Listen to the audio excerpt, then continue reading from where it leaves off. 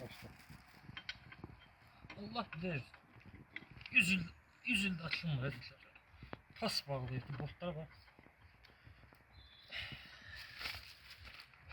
O bisikletleri ver oradan.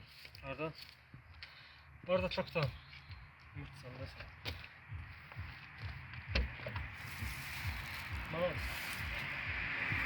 yok da çok. Tabii.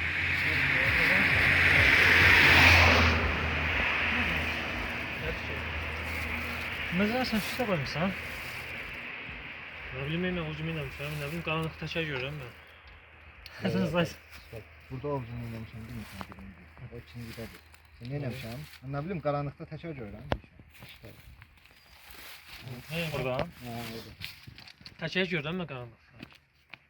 Sen zaysan Allah. Uzay sensen.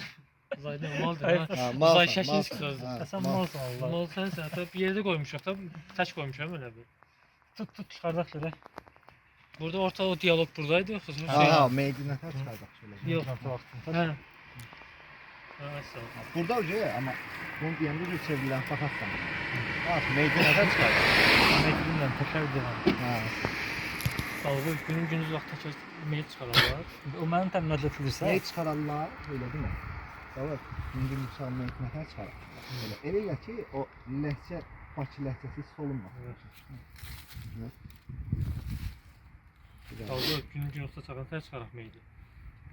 Təşəkkür. Evet, süper. Sen Yaxşı. sen değilsin. O dolbu yox deyirsə, mən bundan dolbu yox deyirəm. Yine de Sen ne daha daha az o ne söylesen. değilse orada random dedi. Az az.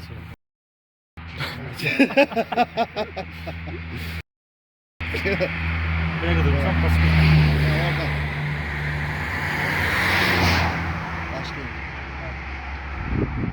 Dalga günün gün olsa çakan meyil çıkararlar şöyle. Dolbu yox, nə dedim, təkər deyirəm. Şey, sen orada çok çok